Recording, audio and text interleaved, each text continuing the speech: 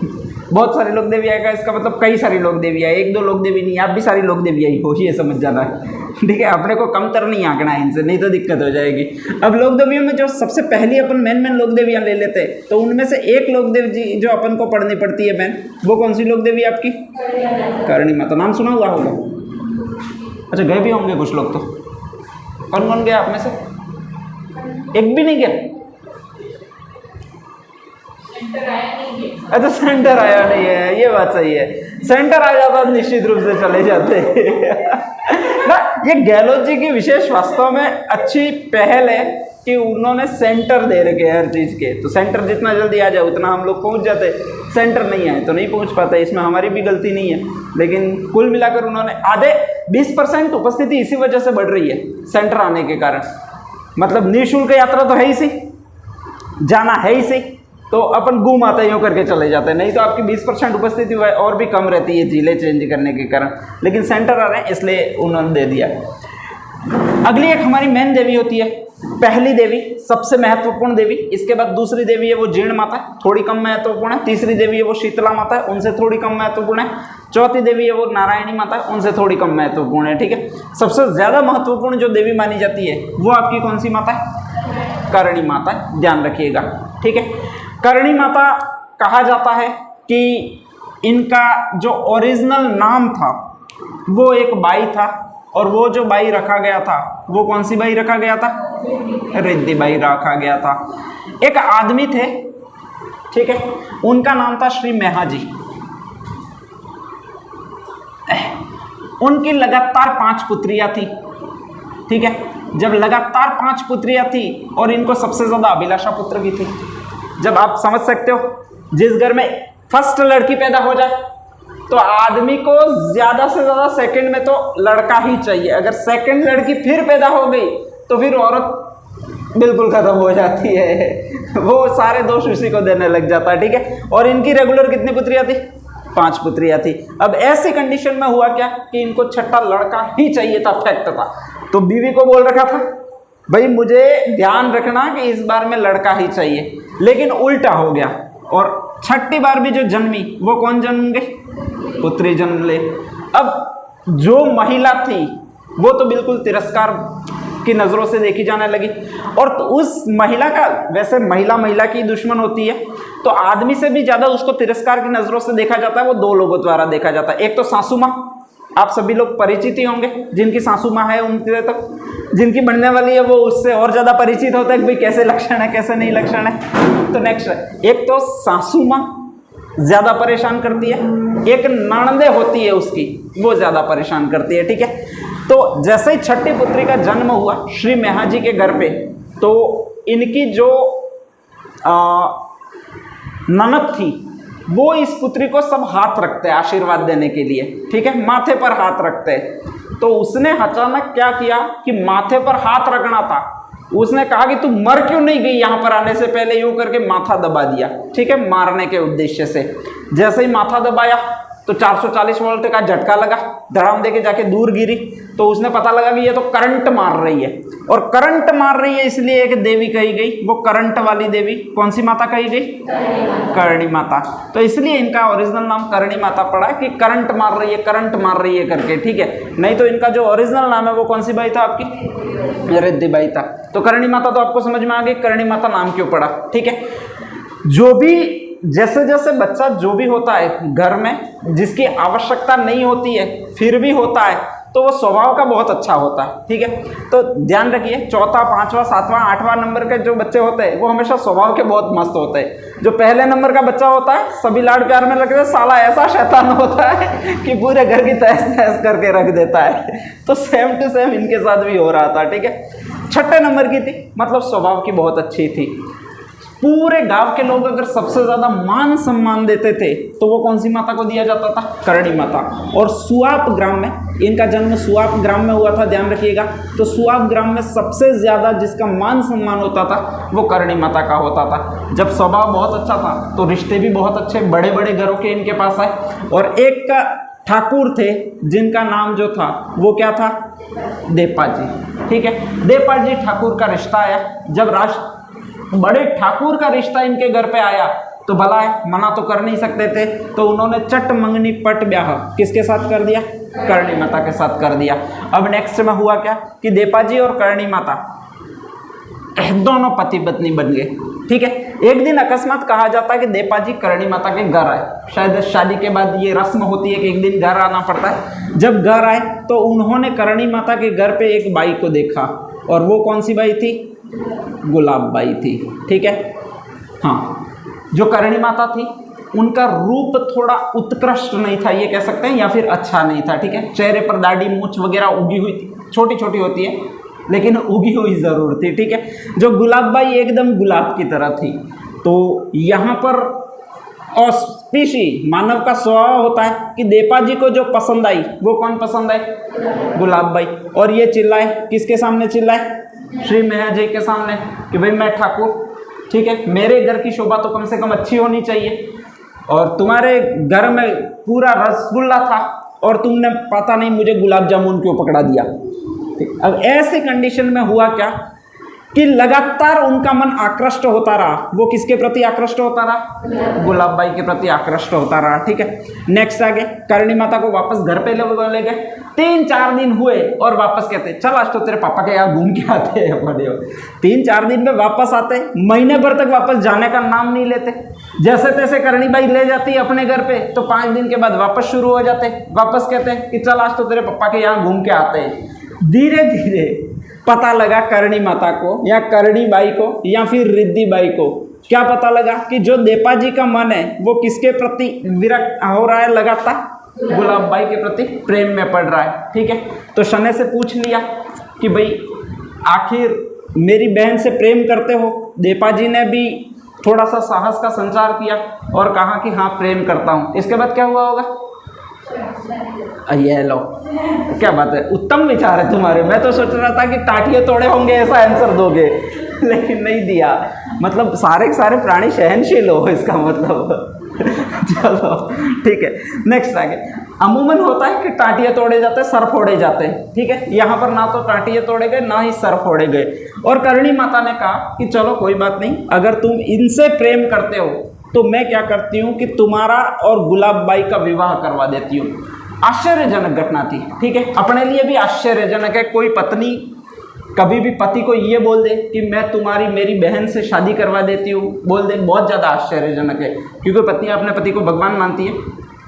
लेकिन कोई और पूज ले तो तुरंत शैतान खुद बन जाती है। तो यही सिस्टम यहाँ पर भी हुआ, और यहाँ पर नहीं हुआ। और करणी माता ने देपाजी का विवाह जो था, शादी थी, वो किससे करवा दी? गुलाब बाई से करवा दी। ठीक है, सबसे ज्यादा प्रसन्न हुए, सबसे ज्यादा एहसान माना देपाजी ने, वो किसका माना? और करणी माता यूं करके पैरों में गिर पड़े। ठीक है, तो जो ये करणी बाई थी वो यहाँ पर माता के नाम से फेमस होगी। किस माता के नाम से फेमस होगी? करणी माता के नाम से फेमस होगी। सारे गांव वालों ने सुना कि भाई खुद है पत्नी, वही दूसरी शादी आदमी की इच्छा से करवा रही है, तो सारे गांव वाले भी नतमस्तक हो गए कि इतना त्याग तपस्या और किसी की हो ही नहीं सकती है। ठीक है, तो सब ने यहाँ पर इनको दर्जा दे दिया करणी बाई को। वो स्पेशली कौन सी माता का दर्जा दे दिया? करणी माता का दर्जा दे दिया। अब करणी माता का दर्जा दे दिया गया, ये जो थी देपाजी और गुलाब बाई रहने लगे अपने आप में, मस्त में रहने लगे। करणी माता थी, इनके पास में 200 तो लगभग गायें थी, 400 के लगभग और पशु थे, तो इनको चराती और घूमती फिर रही थी। ठीक है, कुछ ऐसे इन्होंने चमत्कार कहा जाता है दूसरे लोगों को भी दिखाए, जिनमें से एक पुंगलगढ़ का राजा था, उसको परास्त किया जिसका नाम कान्हा था। एक नेक्स्ट, इन पशुओं के लिए पानी वगैरह कोई नहीं दे रहा था, तो जमीन से पानी की धारा प्रकट की। ये सारी नॉर्मल बातें आपके कहीं पूछी नहीं जाएगी। नेक्स्ट आगे कहा जाता करणी बाई घूमते घूमते एक बार एक जगह पर आई, और उस जगह को कौन सी जगह कहते हैं? वहां पर रुकी। वहां पर भजन कीर्तन वगैरह ज़्यादा ही चलते थे, और दूसरा इन्होंने अपना मठ वहीं पर बनाया था, तो लोग यहाँ पर ज़्यादा प्रसिद्ध हुए, आने लगे। ठीक है, धीरे धीरे ये भी दोनों लोग घूमने के लिए आए। कौन कौन घूमने के लिए आए? देपाजी, गुलाब बाई। इतने में उनका एक पुत्र हो चुका था जिसका एक नाम था, और वो कौन सा नाम था भाई? लाखन। ठीक है, तो लाखन भी घूमने के लिए आया। अब जब लाखन घूमने के लिए आया तो अचानक देशनोक के पास एक सरोवर था, मतलब तालावड़ा था। उस तालावड़े में डूब गया लाखन। जब डूब गया तो उसकी स्वाभाविक जान चली गई। जान चली गई तो गुलाब बाई यहाँ पर रोने लगी। गुलाब बाई रोने लगी तो देपा जी भी रोने लगे। देपा जी रो रही, ये समाचार करणी बाई को मिला तो करणी बाई को लगा कि वास्तव में जब तक पत्नी रहती है, वैसे आंसू ही पत्नी लाती है लेकिन फिर भी पत्नी रहती है तब तक पति के आंख में आंसू नहीं आने चाहिए। तो ये वहां पर गई, पता किया तो लाखन मरा इसलिए दोनों रो रहे हैं ये कहा। तो इसके बाद उन्होंने, कहा जाता है कि कोठरी में खुद का दरवाजा बंद किया, लाखन को अपने साथ ले गई और यमराज से वो लड़ती रही। ठीक है, यमराज कहे कि ये विधि का विधान है, जो भी आता है वो सो जाता ही है, तो ये विधि का विधान है, इसकी उम्र इतनी है, इसको मुझे ले ही जाना पड़ेगा। करणी बाई ने कहा कि ये तो हो ही नहीं सकता, मैं जब तक जिंदा हूँ पति की आंखों में आंसू नहीं देख सकती, यहाँ तो तू मुझे मार डाल। यमराज बोले कि तुमको तो मैं मार ही नहीं सकता, क्योंकि तुम्हारी जो उम्र है वो कुल कितने साल लिखी हुई है, 151 ईयर्स लिखी हुई है, तो मैं तुम्हें मार ही नहीं सकता। ठीक है, उसने कहा कि नहीं मार सकते तो इसको जिंदा करना पड़ेगा, नहीं तो मैं इसको तो ठीक है ले जाने दूं, तब ले जाने दूं, साथ में तुझे भी नहीं जाने दूंगी और यहीं पर खूंटे पे बांध के रखूंगी। यमराज घबरा गए और उन्होंने कहा चलो मैं या लाखन को जिंदा छोड़ देता हूं, लेकिन यह नियम विरुद्ध है, इसलिए मैं तुम्हारे किसी भी प्राणी को कभी वापस यमलोक नहीं ले जाऊंगा। ठीक है, करणी बाई ने कहा ठीक है, अब से मेरा हर कोई परिवार का कोई भी होगा, ठीक है, या मेरा कोई भी उपासक होगा, वो कभी भी यमलोक नहीं आएगा, बल्कि देशनोक में ही एक मंदिर बनेगा और वहीं पर वो बनकर घूमता रहेगा। क्या बन के घूमता रहेगा? काबा, मतलब चूहा बन के घूमता रहेगा। चूहे को वहां पर काबा कहा जाता है। वो बोले काबे की भी उम्र होगी और फिर मरेगा तो जैसे ही काबा मरेगा तो वापस वो परिवर्तित हो जाएगा। किस में परिवर्तित हो जाएगा? इंसान या मानव बन जाएगा, मेरे कुल में वापस जन्म ले लेगा। ठीक है, जैसे ही मानव की उम्र हो जाएगी और मरेगा तो वो क्या बन जाएगा? काबा बन जाएगा। तो यहाँ पर जो काबे हैं वास्तव में वो मानवों का ही माने जाते हैं, रूप माने जाते हैं। ठीक है, ध्यान रखिएगा। और यहीं से इनका जो प्रतीक चिन्ह बना वो कौन सा? सारे जो चूहे थे काबे, वो सारे वहाँ पर चूहों की देवी के रूप में इनकी पूजा की जाने लगी, क्योंकि सारे लोग कहा जाता है कि चूहे बनने लगे, चूहे की देवी के रूप में इनकी पूजा की जाने लगी। अब चूहे की देवी के रूप में इनकी पूजा होती है, मतलब ये करणी माता भी खुद यमराज नहीं लेकर गए होंगे, तो ये जो कन्वर्ट हो गई वो कहा जाता है एक और काबा में। और वो जो काबा कौन सा होता है? सफेद काबा। ठीक है, तो सारे तो अपने जैसे चूहे होते हैं वैसे ही होते हैं। एक जो चूहा होता है वो किस रंग का होता है? सफेद काबा। और ये प्रतीक जो होता है वो कौन सी माता का प्रतीक है भाई? करणी माता का प्रतीक है। ठीक है, ध्यान रखिएगा। नेक्स्ट आगे, कभी कभी सफेद काबा वहां पर नहीं दिखता है और एक और चीज दिखती है जिसको कहते हैं सफेद चील। तो सफेद चील भी नेक्स्ट जो प्रतीक माना गया है वो किस माता का माना गया? करणी माता का माना गया। ध्यान रखिएगा आप लोग। इसके अलावा यहाँ पर जो और इम्पोर्टेंट बात है कि उनका वहाँ पर स्वर्गवास हुआ। मैंने पहले ही कहा कि इनकी दाढ़ी मूछें वगैरह ज़्यादा उगी हुई थी, तो सारे लोग उनको दाढ़नी वाली महिला, दाढ़नी वाली रिद्धिबाइयों चिढ़ा रहे थे, मतलब दाढ़ी वाली लड़की। ठीक है, तो धीरे धीरे जो इनका नाम एक और फेमस हो गया, वो कौन सी डोगरी फेमस हो गया? दाढ़नी डोगरी फेमस हो गया। ठीक है, ध्यान रखिएगा। दाढ़ी वाली माता किसे कहा जाता है? अगर कभी भी आ जाए तो दाढ़ी वाली माता आपकी एक ही है, और वो कौन सी माता है? करणी माता है। ठीक है, ध्यान रखिएगा।